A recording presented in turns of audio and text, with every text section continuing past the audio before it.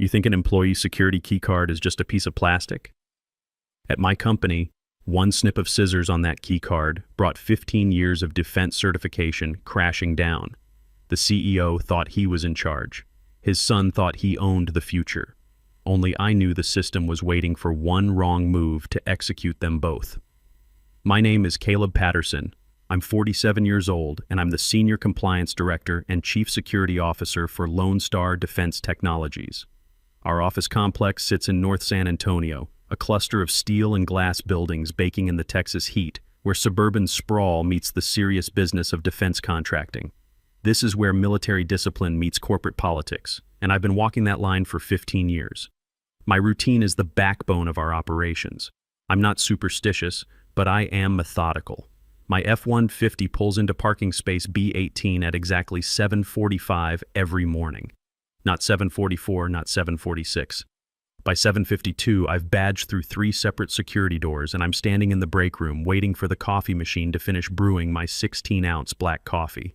No cream, no sugar. When you've spent time in the Air Force, you learn to appreciate things for exactly what they are. Before I even take my jacket off, I'm at my terminal. First thing I do is check the compliance dashboard. It's my morning inspection, my daily status report. Green lights across the board. That's what I'm looking for. For 15 years, the entire structure of Lone Star's federal security certification has been tied to my digital signature, my credentials, my clearance profile. They're not just mine, they're the company. They're the master key that lets us bid on and win the kind of $5 billion to $7 billion contracts that keep the lights on and our competitors awake at night. Our CEO, Robert Sterling, dreams about the stock prices these contracts generate. I dream about the catastrophic failure that's waiting if we make one mistake.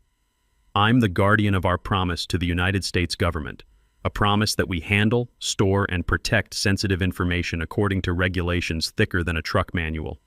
My profile is the seal on that promise. My office isn't really an office. It's part of what the engineers call the secure wing. No windows. The air hums with industrial chillers and backup power supplies.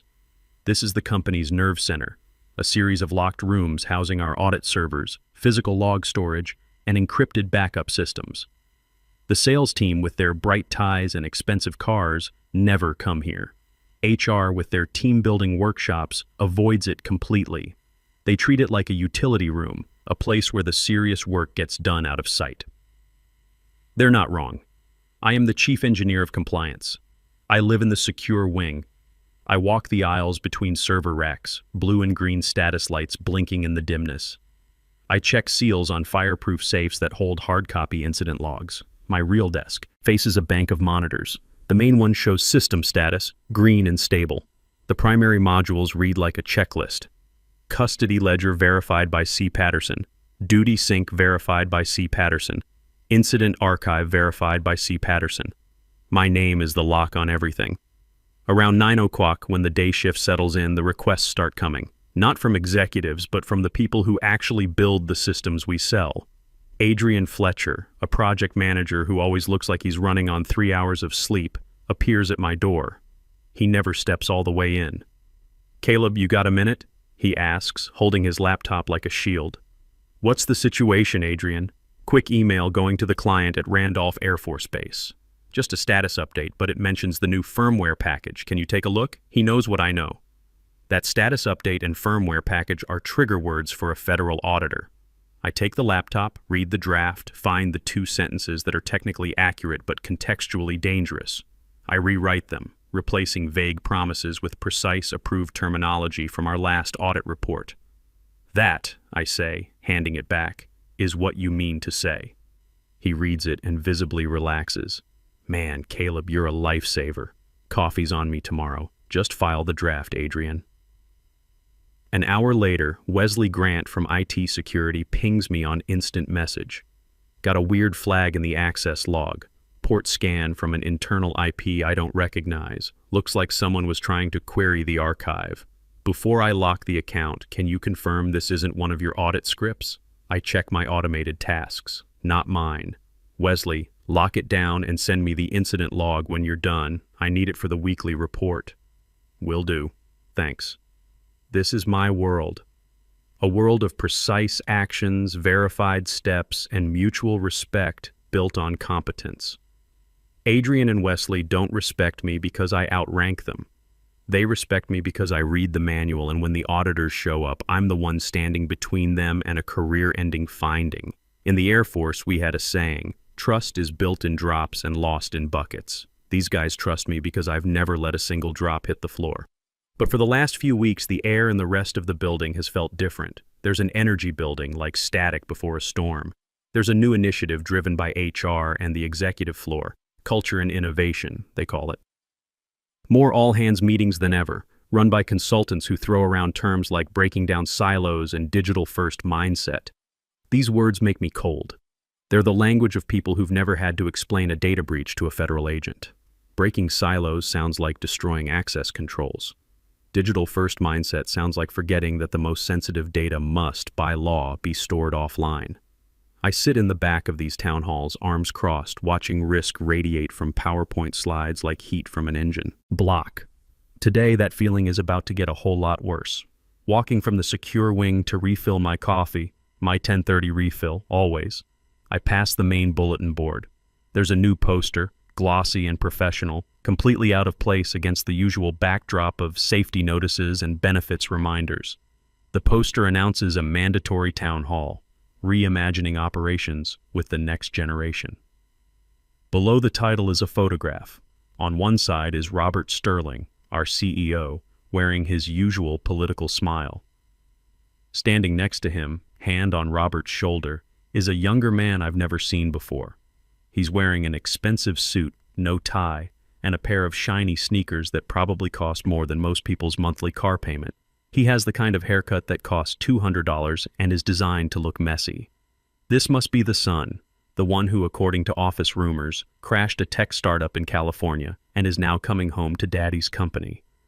His name is printed below the photo, Tyler Sterling. He's been brought in, as the whispers call it. His new title, created just for him, is Vice President of Digital Innovation. It's a title that means everything and nothing, a cloud of expensive-sounding words designed to hide the fact that he's the CEO's son and needs a place to land. The Reimagining Operations Town Hall is mandatory. The main conference room, usually reserved for client presentations, is packed. I find my usual spot in the back corner against the wall. From here, I can see the exits, and more importantly, I can see everyone's reactions. Tyler Sterling doesn't walk to the podium. He emerges. He's wearing a slim-fit vest over a crisp white shirt, sleeves rolled up just enough to show off a watch that could probably buy a decent used car. His shoes are, as I noted from the poster, impossibly shiny. He moves with practiced confidence, like a TED Talk speaker who's never actually built anything. Thank you, he says into the microphone. It's incredible to be here, to be home, to help my father bring Lone Star into the next phase of its evolution. Behind him, a massive screen lights up. The slide deck is all high-resolution images and aggressive fonts. The first slide just says Operation Phoenix over a stylized graphic of a bird rising from flames. I've seen this movie before, usually right before everything burns down. For too long, he continues, pacing like a panther in a cage, Lone Star has been doing incredible work, but we've been doing it with one hand tied behind our back. We've been weighed down by legacy thinking, by friction, by processes built for a world that no longer exists. He clicks a remote. The next slide appears, Kill the Paper Dinosaur. It shows a cartoon T-Rex being crushed by a meteor labeled Data.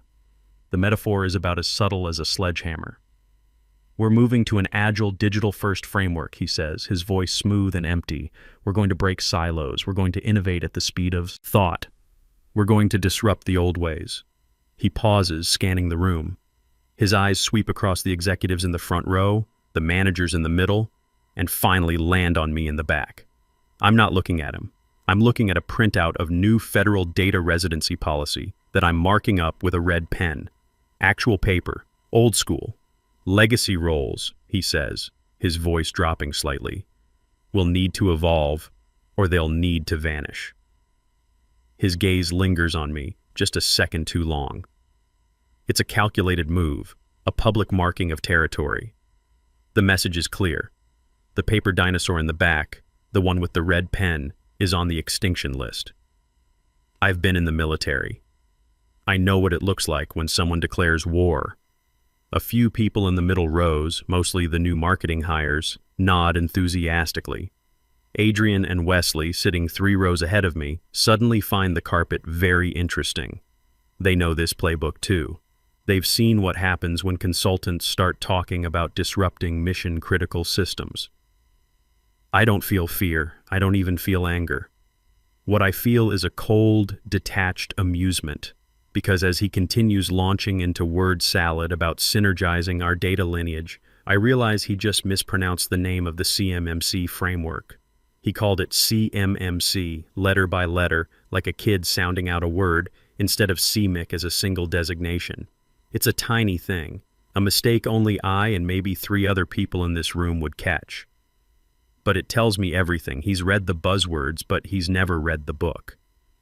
He's memorized the PowerPoint, but he's never sat across from a federal auditor who's asking why your logs don't match your procedures. He talks about his last role. At my previous venture, he says, we revolutionized the compliance space. We took a process that took 6 weeks and automated it down to 3 hours. We optimized everything. I looked up that startup when the rumors first started flying. They were building a payment app for millennials. They burned through $30 million in venture capital before folding like a house of cards. They never touched a government contract, never faced a DoD audit, never had to explain to a 3-star general why their system went down. Their idea of compliance was probably a standard PCI certification, something my team does in its sleep between real work. He's comparing the security of a digital wallet to the architecture that protects classified weapons schematics. It's like comparing a bicycle lock to Fort Knox and wondering why one costs more than the other. When the presentation ends, there's confused applause. Robert Sterling stands up and claps loudest, his face beaming with paternal pride. That's my boy, he mouths to the CFO, who looks like he's already calculating the cost of this particular family reunion. As the room breaks up, Tyler works the crowd, shaking hands and clapping shoulders like a politician at a town hall. He's moving in my direction, cutting off my exit route. This isn't coincidence, this is strategy. He wants this conversation to happen in public, with witnesses. Quite a presentation, I say when he reaches me, my voice flat as West Texas. Thanks. Just trying to shake things up, he says, running a hand through his expensive hair. You're Caleb Patterson, the compliance king. Senior Compliance Director and Chief Security Officer, I correct him. They're distinct functions with different legal responsibilities. Right. Look, I was checking out your department's metrics, he says, leaning in conspiratorially like we're old buddies sharing secrets. Lot of manual processes, lot of paper. He gestures at the documents in my hand. I'm all about automation. I want to automate this entire wing. We can't be agile if we're dragging anchors. He pauses, and I can see him building up to his main point. I mean, do we really need a single dedicated person as custodian? It seems like a bottleneck. A single point of failure. There it is. He's not asking a question. He's stating a conclusion he's already reached. He wants to replace a federally mandated human checkpoint with software he probably read about in a Medium article. He thinks compliance is just another app waiting to be disrupted.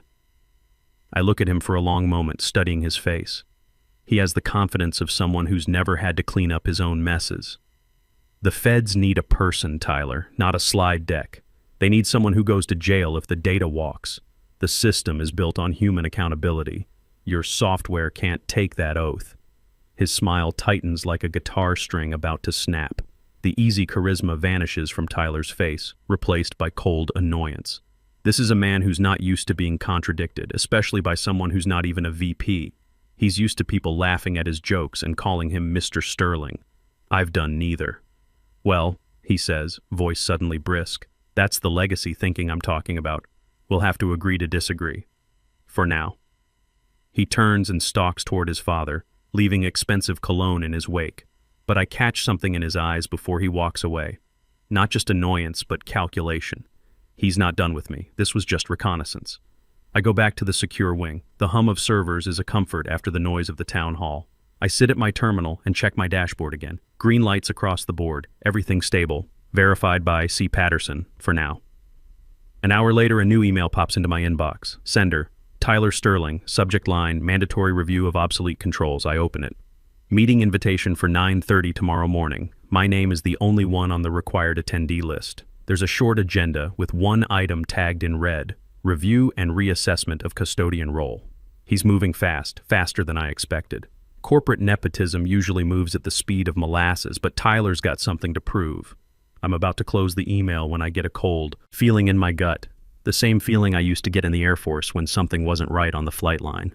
I open my admin console and check the provisioning logs, the ones that show when new credentials are created, modified, or accessed.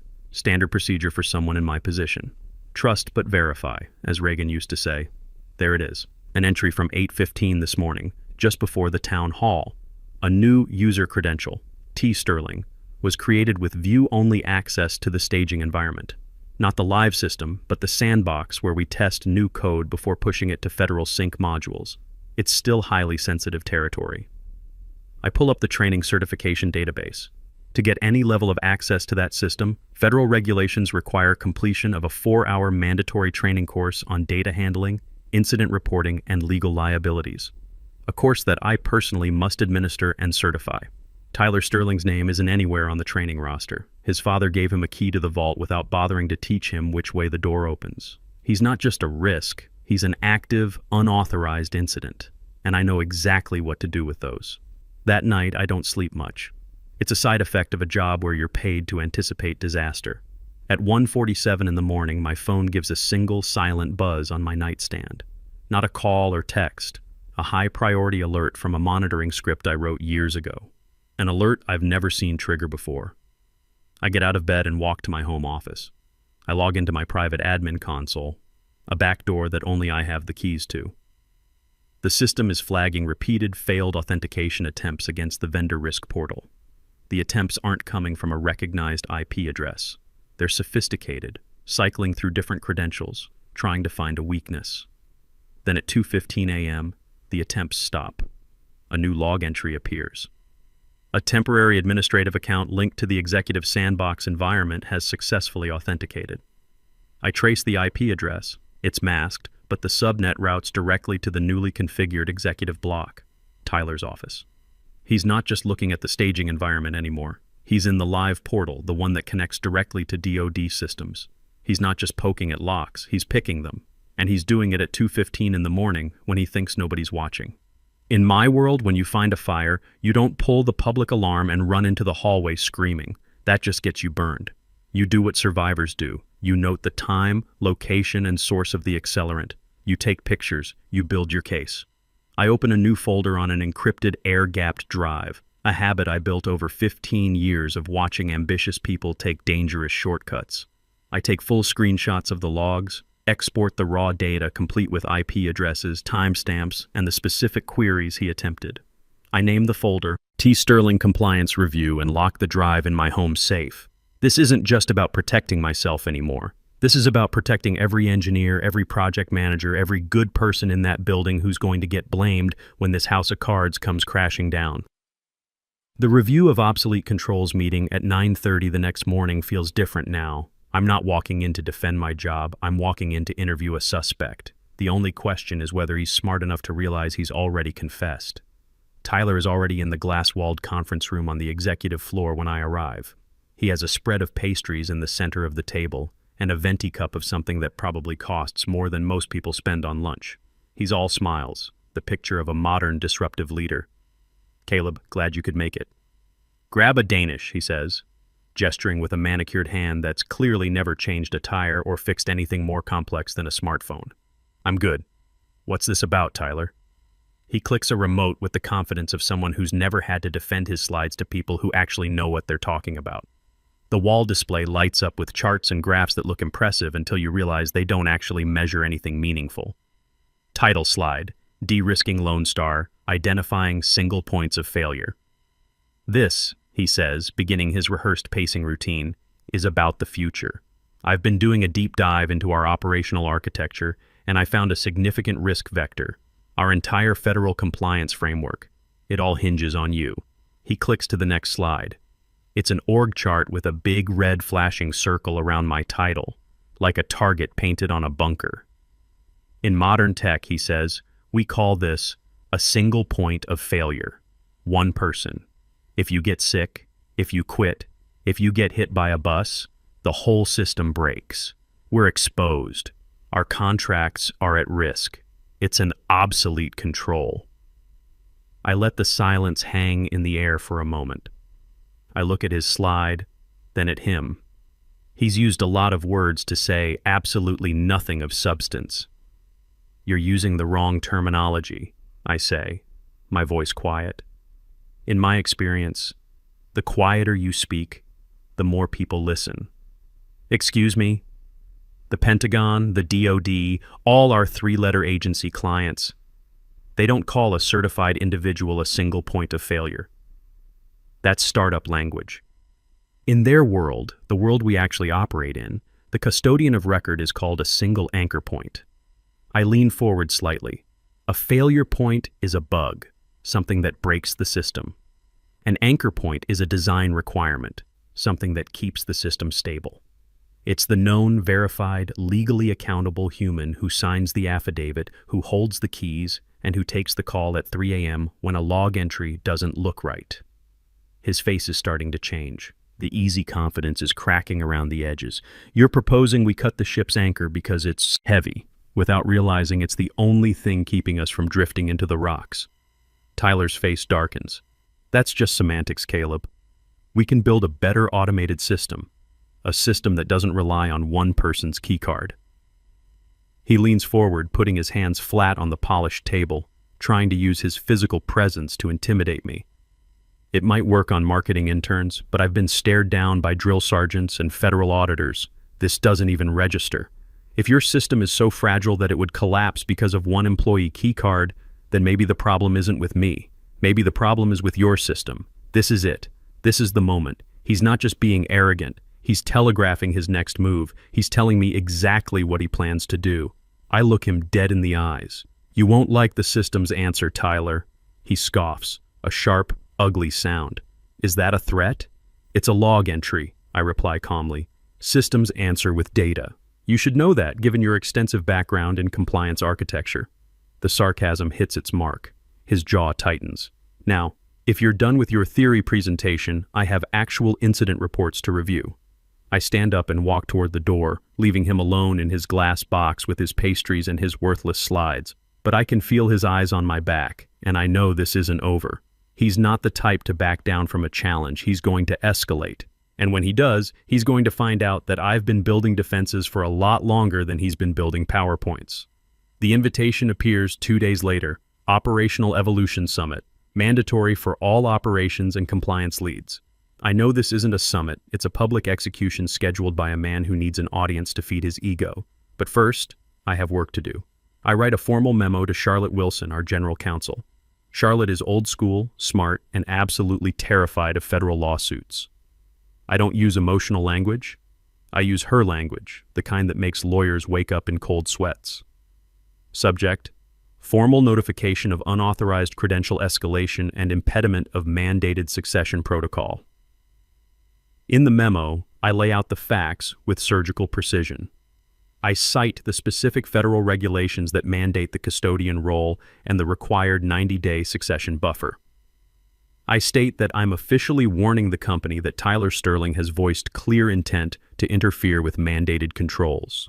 I attach the logs from 2:15 that morning showing unauthorized executive access outside all training protocols. I file the memo in the official compliance repository. The system automatically timestamps it and sends a high-priority notification to Charlotte's inbox. I get the read receipt 5 minutes later. She's seen it. Now they can't claim ignorance.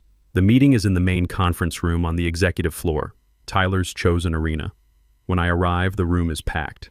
Tyler is pacing in front of the lectern wearing his uniform, the tight vest, rolled sleeves, expensive watch. He's feeding on nervous energy from junior managers he's positioned in the front row like cheerleaders. "We must be faster," he says, his voice amplified by the room's sound system. "We need agility. We can't be chained to the past. We must stop trusting only people and start trusting our systems." The junior managers nod and scribble buzzwords on their notepads. In the back, Adrian and Wesley are studying the carpet with the intensity of archaeologists. They know what he's really saying. He wants to drive the company at 100 mph in the dark with the headlights off. He finishes his slide deck and opens the floor for discussion on new draft policies that were conveniently sent out only an hour before this meeting. Classic power move. Don't give people time to actually read what you're proposing. My hand goes up. His smile becomes a thin, bright line. He can't ignore me in a room this full. Ah, Caleb, our custodian. Do you have a thought? A clarification, I say. My voice isn't loud, but it cuts through the shuffling like a knife. I'm looking at the new draft policy, Section 4, Subsection B, data retention. I hold up the printout. Always bring the printout. This draft proposes changing mandatory log retention from 12 months to 60 days. Tyler waves dismissively like swatting a fly. That's right. We're cutting the fat, streamlining operations. 60 days is more than enough in a dynamic cloud environment. We need storage space. We need to be nimble. This isn't about nimble, Tyler. I keep my voice level, professional. Federal Acquisition Regulations Supplement 703, subsection D, clearly states that all access logs related to DoD contracts must be retained for minimum 1 full fiscal year post-contract closure. Our 12-month policy is already the bare minimum. 60 days is a direct violation. The room goes absolutely silent. I haven't just disagreed. I've cited chapter and verse. I've spoken scripture in a room full of believers. Tyler's face goes dark. The smooth performer vanishes, and I see the spoiled child underneath. You're quoting regulations that are decades old. This is the cloud era. Who's actually checking 12-month-old logs? Nobody. It's bureaucratic waste. Isabella Martinez is, I say. The name of our lead federal auditor lands in the room like a block of ice. She is, and she will.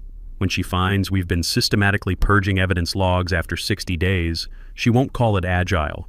She'll call it gross negligence. She'll call it spoliation. She'll initiate a stop work order and fine us into oblivion. I pause, letting that sink in. You're not writing a policy, Tyler.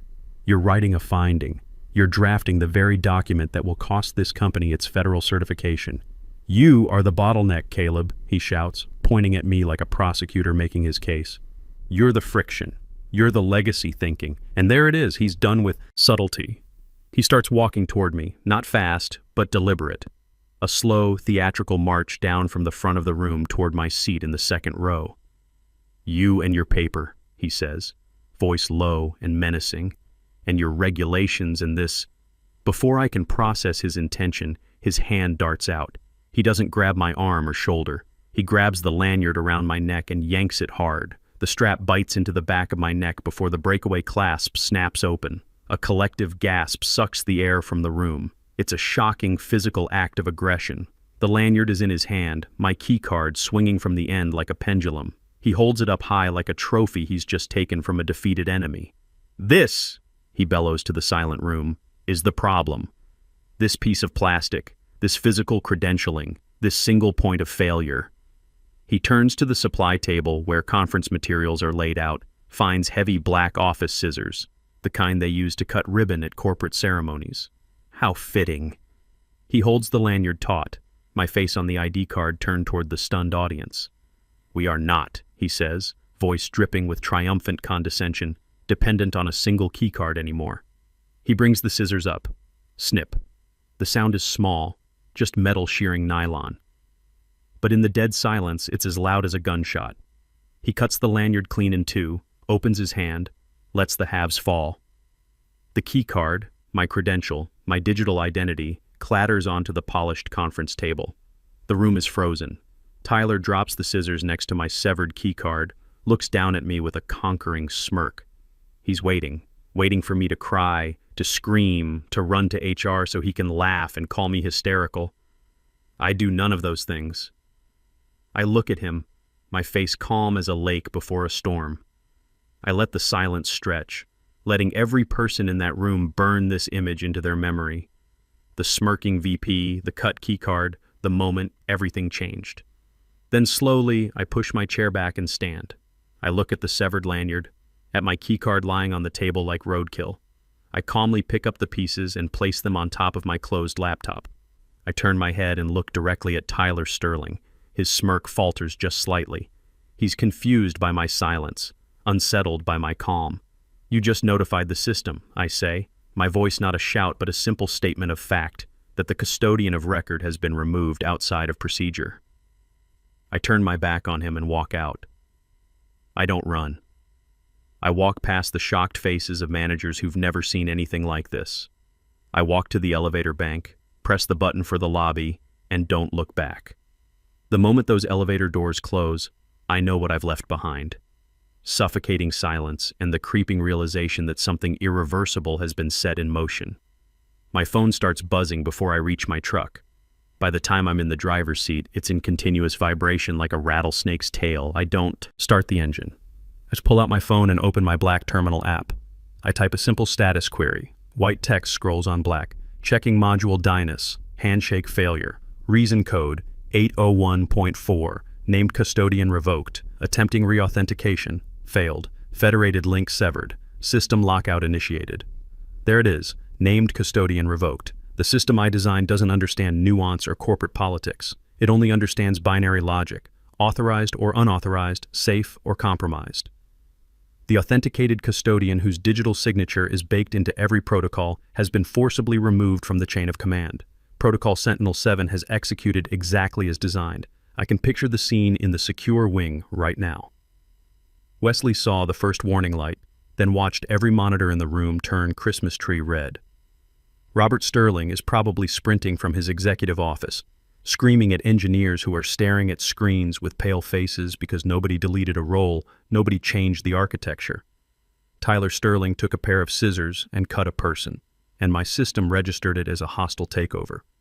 Within minutes, my phone lights up with an automated email from norapply@fedauditregistry.gov. Subject, status certification invalidated. This is an automated notification. The federated handshake with Lone Star Defense Technologies vendor ID 77B9A was terminated at 10:47 a.m. CST. Reason, named custodian chain broken without mandated 90-day succession buffer. All system access suspended pending manual review. 15 years of certification gone. In the 4 minutes it took me to walk from that conference room to my truck. The rest, as they say, is history. 3 hours of panic, desperate phone calls. Finally, Charlotte Wilson's email marked urgent in red. Critical system-wide failure. Immediate assistance required. My response was 5 sentences setting my terms. $450 per hour, 10-hour minimum retainer, full indemnity, and a formal retraction stating my termination was retaliation. Non-negotiable. They accepted everything by 10:30 that night. 6 months later, I'm sitting in my corner office at Blackwater Defense Systems watching the San Antonio skyline through floor-to-ceiling windows. Chief Security Architect. Salary tripled. First project, designing executive-proof compliance systems for their $8 billion Air Force contract. Tyler Sterling, customer support at a SaaS company in Austin. When you Google Tyler Sterling defense contractor, the first result is Isabella Martinez's public report detailing his gross negligence in federal compliance protocols. Turns out that follows you around. Lone Star survived. Barely. They operate at 30% capacity under federal probation. Robert retired quietly, selling shares for pennies on the dollar. The engineering team I protected? 3 followed me to Blackwater. Sometimes people ask if I feel bad about what happened. The answer is simple. I built a system to protect billions in taxpayer dollars from incompetent leadership. When that leadership attacked the system defended itself. That's not revenge. That's engineering. My phone buzzes. Another defense contractor wanting to know how to build Tyler-proof compliance architecture. Turns out there's quite a market for that kind of expertise.